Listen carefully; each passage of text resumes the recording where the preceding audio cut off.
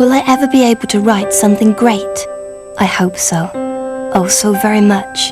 Because writing allows me to record everything, all my thoughts, ideals and fantasies. Anne Frank wrote this in her diary during the Second World War. After the war, her diary was turned into a book. It has become so famous that these words have been painted on the wall of the school she went to.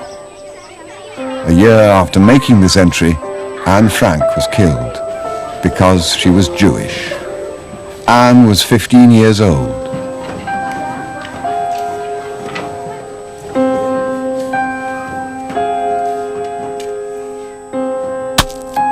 She wasn't the only Jewish pupil in her class.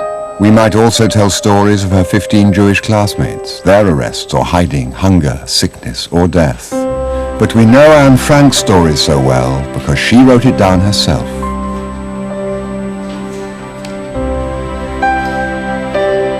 I hope I will be able to confide everything to you, as I have never been able to confide in anyone, and I hope you will be a great source of comfort and support. Anna Frank, 12th of June, 1942. Anne Frank began her diary on her 13th birthday. Most of it she wrote during her 2 years in hiding. The place where she hid is still there. It's now a museum called the Anne Frank House.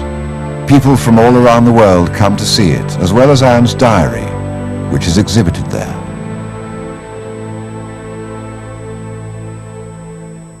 June the 12th, 1929, Anne Frank is born. Her sister Margot is 3 years older.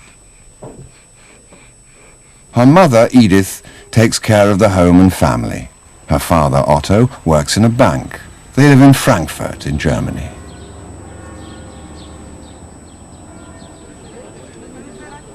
Anne and her family are German Jews. Sometimes they go to the local synagogue. Anne and Margot often play with the other children in their neighborhood. Life is good.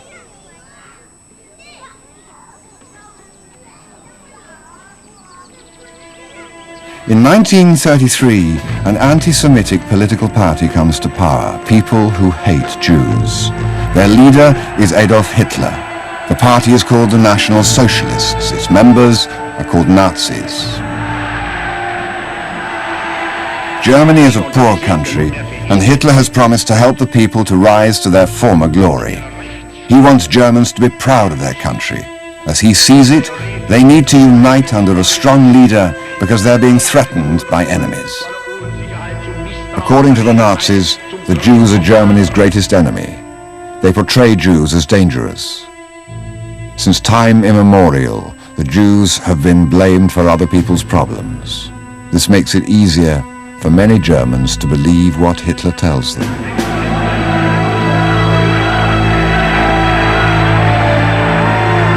When the Nazis take power, they go straight to work. They start arresting anyone with ideas different to their own and put them in prison camps. They burn books by Jews and political opponents. They introduce many anti-Jewish laws. They have Jewish teachers and civil servants fired from their jobs. Jewish students must sit apart in classrooms. Nazis also discriminate against gypsies, homosexuals and the disabled. They prevent people from shopping in Jewish-owned stores. The Nazis are everywhere. It's getting dangerous for Jews.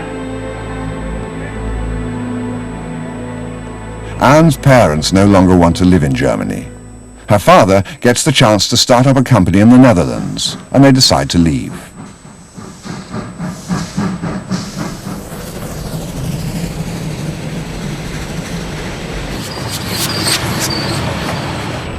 In this way, the Frank family comes to Amsterdam. Anne is almost 5 years old. Their house is in a new neighborhood in Amsterdam, and Anne soon feels at home there. She goes to school and learns Dutch. She has Dutch and German friends to play with, because she's not the only German Jewish refugee in her neighborhood.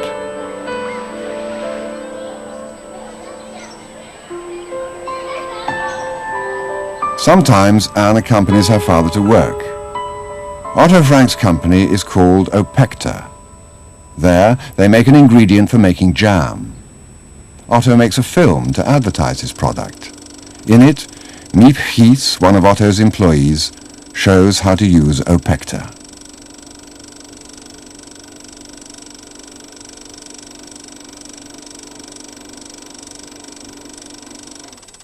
Otto has to work hard. He isn't home much.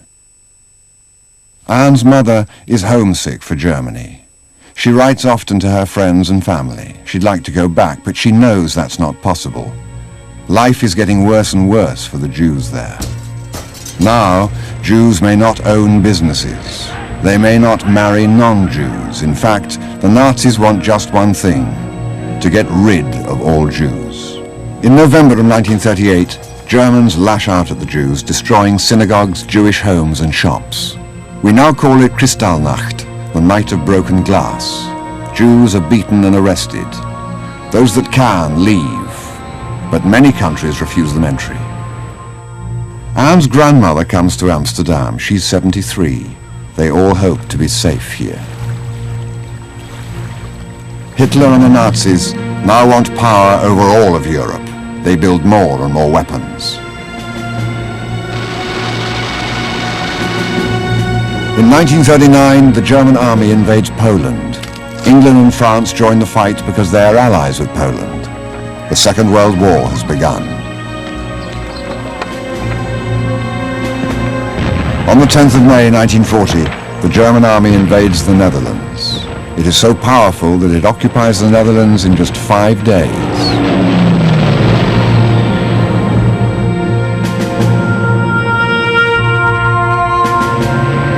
Still, the Dutch army manages to fight back until the Germans bomb Rotterdam.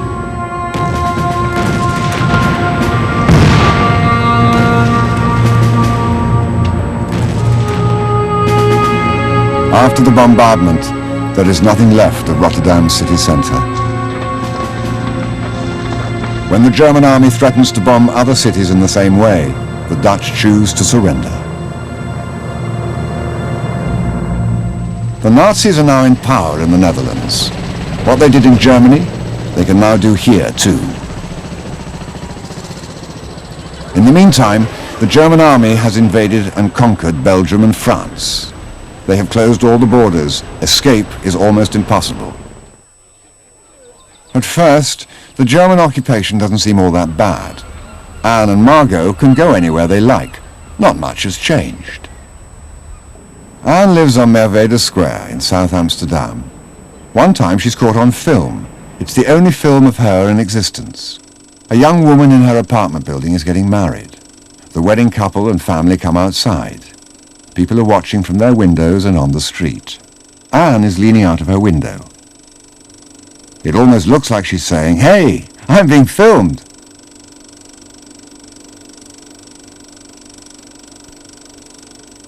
A few months later, Anne and Margot are forced to go to a new school, the Jewish grammar school. Jewish children may no longer attend school together with non-Jewish children. Slowly but surely, the Nazis go about limiting the Jews' freedom. First, they may not work for the government. Then, they must hand over their companies to the Nazis. Then, they must carry identification papers stamped with a big J. Now, they can't even go out and be in the same place with other people.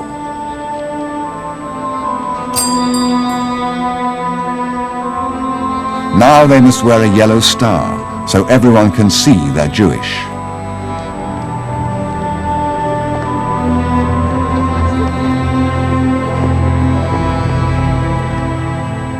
On her 13th birthday, Anne receives a diary. She's very happy with it and starts writing in it immediately. Sunday, 14th of June, 1942. I still have a lot to tell you. I'll begin from the moment I got you. The moment I saw you lying on the table. Anne treats her new diary like a friend. She has no idea that in 3 weeks she will never be able to see her real friends ever again, that she will have to go into hiding. It all happens on a Sunday. Anne is sitting in the sun reading. Someone rings the doorbell. It's the postman with a registered letter for Margot. She is being ordered to report for work duty in Germany. But this isn't just any work order. Everyone knows if Margot goes to Germany, she'll probably never be heard of again. But if she doesn't report, The police will come after her and punish her whole family too. I was stunned. A call-up. Everyone knows what that means. Visions of concentration camps and lonely cells raced through my head. Anne's parents saw it coming. They had already planned to hide from the Nazis, and they decided that the time had come. The next morning, Miep Gies comes to pick Margot up. They get on their bicycles and ride away together. Then Anne leaves with her parents. They take as many clothes and other things as they can, without looking conspicuous. The walk takes an hour. Anne's father explains that the hiding place is behind his company building. It's in the centre of town near the Western Church. The front part houses the company offices and storage areas, but behind that there's another house, a secret annex, where they can hide. The office workers already know of their plans. Miep Gies, Beb Voskow, Victor Kuchler, and Jo Kleiman have been helping Anne's father to furnish the hiding place. They have promised to provide them with food and any supplies they might need. That's dangerous. People who are caught helping the Jews are severely punished. 10 days later, another family joins them. Hermann von Pels has been Otto's co-director in the business. He and his wife Gusti have been regular guests at the Frank home for years. Their son Peter doesn't particularly impress Anne. She finds him shy and a little dull. The hiding place in the secret annex has 2 stories and an attic. The Frank family lives on the lower floor in 2 rooms. One is for Otto and Edith, the other is for Margot and Anne.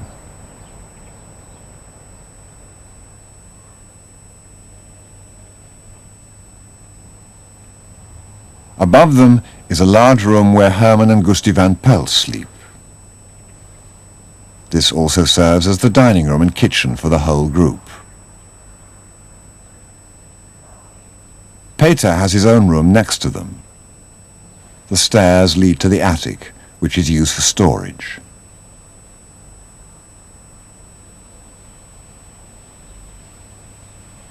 Of course, we are not allowed to look out of the window at all, or to go outside. Also, we have to do everything softly in case they hear us below. And then I'm really afraid that we'll be discovered and shot. Their hiding place must always remain a secret. Their neighbours at the back must never see them, so they hang curtains at the windows and always keep them closed. The building's ground floor is a warehouse and runs from the back garden all the way to the street. The people working there must never suspect what's happening right above their heads. This is a problem, as the walls and floors are very thin, so the families in hiding have to be completely quiet during the day. The door to the secret annex is hidden behind a bookcase, hanging on hinges. The people in hiding are relieved that Margot didn't report for transport to Germany, especially when they hear about what happens to Jews who don't hide or escape. Our many Jewish friends are being taken away in droves. The Gestapo is treating them very roughly and transporting them in cattle trucks to Westerbork, the big camp for Jews in Drenthe. Escape is almost impossible. If it's that bad in Holland, what must it be like in those far-away and uncivilized places where the Germans are sending them? We assume that most of them are being murdered. The English radio says they're being gassed. Perhaps that's the quickest way to die. I feel terrible.